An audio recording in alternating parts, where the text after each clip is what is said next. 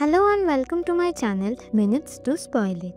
আগের ভিডিওতে এত ভালোবাসা দেওয়ার জন্য সবাইকে অসংখ্য ধন্যবাদ। আমি তোমাদের পছন্দ মতন ভিডিও আবারও আনার চেষ্টা করেছি। আশা করছি তোমাদের ভালো লাগবে। তোমরা যদি স্কুইড গেম সিজন 1 আর সিজন 2 ভালো করে লক্ষ্য করো তাহলে দেখবে পুরো সিরিজে প্রচুর হিডেন ফ্যাক্টস রয়েছে। যদি সিজন 1 এর কথা বলি, তোমাদের ডকসুকে তো মনে আছে সে কিভাবে মারা গেছিল? সে কাঁচ থেকে পড়ে গিয়ে মারা গেছিল।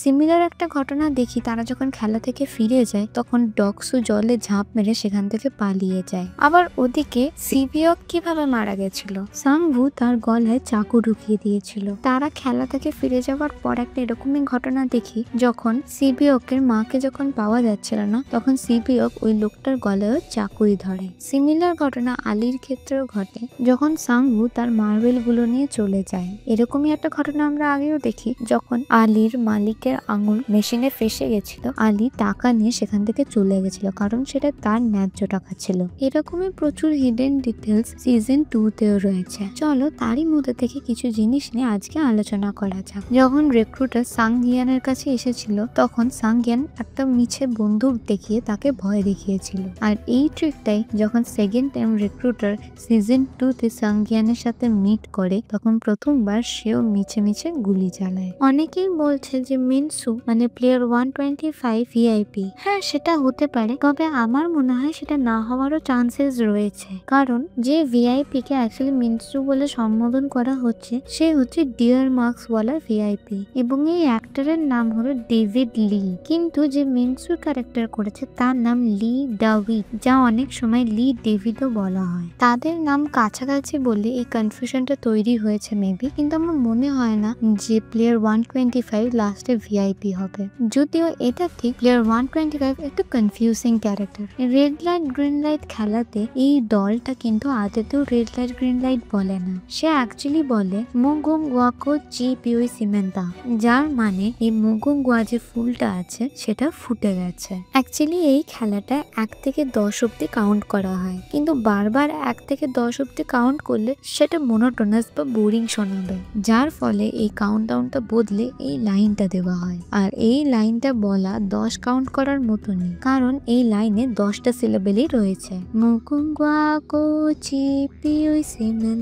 আমরা দেখি রিক্রুটার আর গিয়ান যখন সামনাসামনি ছিল দুজনেরই একটা কনফিডেন্স ছিল, কারোরই মারা যাওয়ার ভয় নেই। কিন্তু তোমরা যদি ভালো করে লক্ষ্য করো তাহলে দেখবে রিক্রুটারের একটা পাশ অবশ্যই খুব কনফিডেন্ট এবং যা হোক তাই মেনে নিতে পারে, কিন্তু আরেকটা পাশে লুকিয়ে রয়েছে ভয়, মারা যাওয়ার ভয়। সিজন 1 আর 2 দেখার পরে আমার একটা জিনিস মনে হয়, ফ্রন্টম্যান হয়তো বদলে যাবে, কারণ কিছু সময় আমরা তাকে ইমোশনাল হতে দেখেছি। সে যখন নিজের ভাইকে মারে ফার্স্ট সিজনে তখন তাকে আমরা কষ্ট পেতে দেখেছি।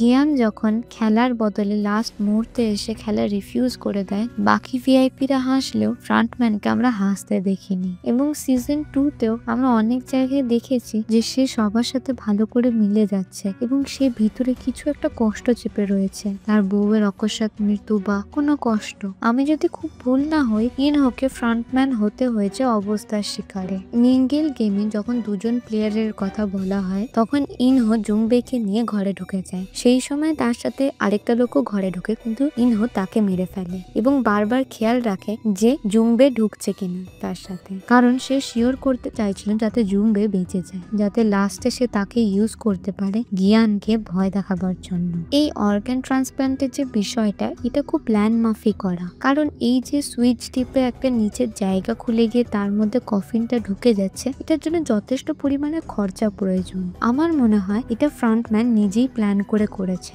কারণ আমরা যদি পাস্টে যাই আমরা দেখি যে তার বউ অর্গানের অভাবে মারা গেছিল, যাতে এরকম সমস্যাটি ভবিষ্যতে আর কাউকে পার না হতে হয়, সেই জন্য এই অর্গান সেল করার বিষয়টা সে এই খেলায় নিয়ে আনে। এবং আমরা সিজন 1 একটা জায়গাতে ইনোকে বলতে দেখি যে অর্গান গুলো নিয়ে তুমি খেয়ে নাও কি করো সেটা নিয়ে আমার কোনো মাথা ব্যথা নেই, আমার প্রবলেম এইখানে যে এই জায়গাতে সবাইকে ইকুয়ালি ইকুয়ালি ট্রিট করা হয় এন্ড তুমি তাকে খেলা কি হবে সেটা আগে থেকে বলে দিয়েছো। কাজে এখান থেকে এইটুকু তো বোঝা যায় যে ইনহোর কোনো মাথা ব্যথা নিয়ে অর্গ্যান নিয়ে কি হচ্ছে। এখানে আরেকটা জিনিস আমার মনে হয় সিজন 1 এর মতন ইমোশনাল টুইস্টের জন্য ফিল্মে হয়তো একটা এরকম খেলা থাকবে যেখানে একে অপরকে মেরে ফেলতে হবে। তারা পেয়ার তো করবে ভালোবেসে, যেমন মা ছেলে হয়তো পেয়ার হবে, প্রেগনেন্ট গার্লফ্রেন্ড এবং বয়ফ্রেন্ড পেয়ার হবে, কিন্তু মেবি এরকম খেলা আসবে যেখানে একে অপরকে মেরে ফেলতে হবে, যেখানে হয়তো ইয়ঙ্গি নিজেকে স্যাক্রিফাইস করবে তার গার্লফ্রেন্ডকে বাঁচানোর জন্য। গার্ড 11কে আমরা দেখি সে নর্মালি পিঙ্ক কালারের একটা র্যাবিটের স্যুট পরে সব বাচ্চাদেরকে খেলা দেখায় এবং তারই একজন কোওয়ার্কারের কাছ থেকে আমরা জানতে পারি যে এই পিঙ্ক র্যাবিট স্যুটটা খুবই গরম হয় এবং সেটা পরে কাজ করা কোনো মানুষের পক্ষে সম্ভব না, কিন্তু গার্ড 11 তাতে কোনো সমস্যা হতো না। এখান থেকে কিছুটা এটা বোঝা যায় যে সে হয়তো গার্ড হিসেবে আগেও কাজ করেছে, তাই তার এরকম টাইপের স্যুট পরার একটা অভ্যেস রয়েছে এবং হয়তো সেই কারণেই তার এই র্যাবিট স্যুট পরতে কোনো প্রবলেম হয় না। এবার আসি কিছু ফ্যান প্রেডিকশনস।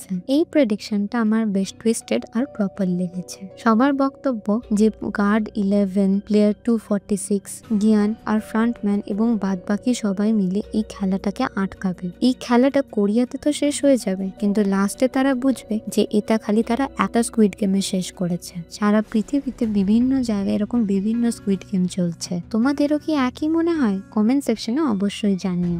আজকের মতন এখানেই শেষ করলাম। এরকম ভিডিওস আরো দেখতে চাইলে চ্যানেলটিকে সাবস্ক্রাইব করো আর এই ভিডিওটি ভালো লেগে থাকলে লাইক, শেয়ার আর কমেন্ট করো। Thank you.